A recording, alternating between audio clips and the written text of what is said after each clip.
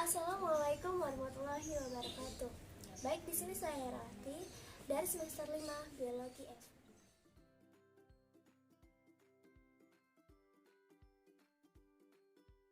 Hormon-hormon yang terdapat dalam sistem reproduksi pada pria. Yang pertama itu ada hormon testosteron. Hormon testosteron ini lebih dominan pada sistem reproduksi pada pria.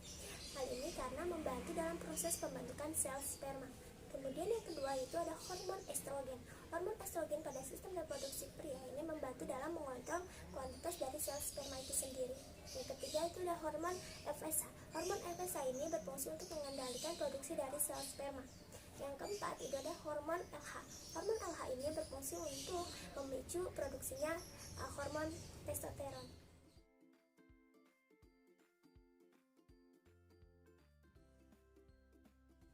Proses spermatogenesis ini dapat kita lihat pada gambar berikut. Proses spermatogenesis sendiri terbagi menjadi 3 tahap. Kita lihat ya, di mana sel spermatogonia ini melakukan pembelahan secara mitosis sehingga menghasilkan spermatosit yang bersifat diploid 2N. Nah, yang sama dengan sel induknya, yaitu sel induk sel spermatogonia. Kemudian tahap yang kedua. Tahap yang kedua itu di mana pembelahan secara meiosis atau reduksi dari spermatosit primer dan sekunder sehingga menghasilkan spermatid yang bersifat haploid. Kemudian tahap yang ketiga itu di mana spermatid ini berkembang menjadi spermatozoa dalam serangkaian metamorfosa yang panjang dan kompleks yang disebut dengan spermiogenesis. Cara menjaga kualitas dari sel sperma yang dapat kita lakukan dalam sehari-hari. Yang pertama itu rajin berolahraga.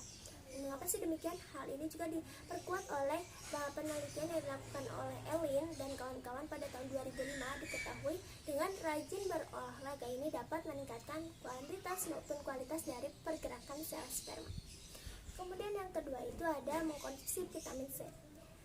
Dengan mengkonsumsi vitamin C ini seperti antioksidan lainnya, ini dapat mengurangi stres oksidatif yang dapat berpengaruh pada fertilitas atau produksi sel sperma itu sendiri. Hal ini diperkuat oleh penelitian Muhammad Akmal pada tahun 2006 di Dubai. Kemudian yang ketiga itu ada mengurangi konsumsi kafein dan beralkohol. Mengapa sih demikian? Hal ini juga diperkuat oleh penelitian Elena Rika yang dilakukan pada tahun 2017. Diketahui bahwa adanya kaitannya kerusakan DNA pada sel sperma dengan mengkonsumsi minuman berkafein dan bersoda yang secara berlebihan. Selain itu, dengan mengkonsumsi kafein atau bersoda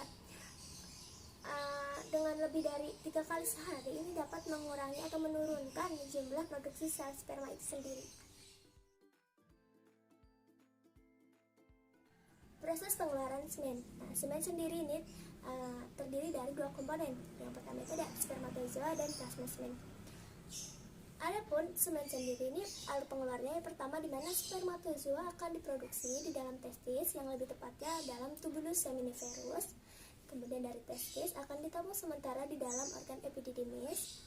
Nah, spermatozoa yang dari epididymis ini akan disalurkan melalui saluran vas deferens.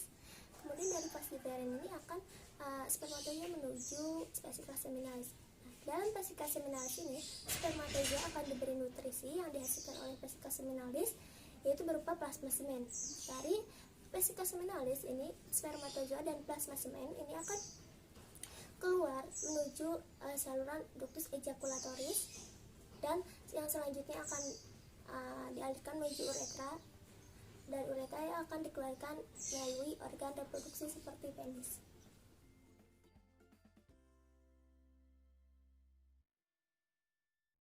Gangguan atau kelainan pada sistem reproduksi pria yang pertama itu ada balanitis. Nah, balanitis ini dimana terjadinya peradangan atau iritasi pada bagian ujung bagian penis. Kemudian yang kedua itu ada kanker testis, dimana testis ini merupakan organ reproduksi yang paling penting yang terdapat dalam organ reproduksi pria.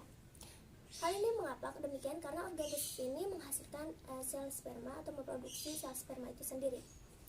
Nah, kanker testis ini rentan pada usia 15 tahun sampai 35 tahun. Hal ini terjadi ketika adanya pembekakan atau benjolan yang tidak wajar yang terdapat dalam testis. Hal ini juga dapat kita lihat gejalanya adanya perubahan bentuk dari buah zakar. Kemudian yang ketiga itu ada gangguan prostat. Ini dimana adanya gangguan pada kelenjar prostat, dimana kelenjar prostat ini berfungsi untuk mengeluarkan cairan yang berfungsi untuk melindungi sel sperma. Kelenjar prostat ini salah satu penyakit yang sering ditemukan, dimana gangguan kelenjar prostat ini dapat menyebabkan kanker kelenjar prostat. Nah, pada stadium awalnya tidak ditemukan gejalanya. Nah, akan tetapi pada stadium selanjutnya ini dimana akan adanya timbul darah pada bagian sperma atau yang dikeluarkan dari penis.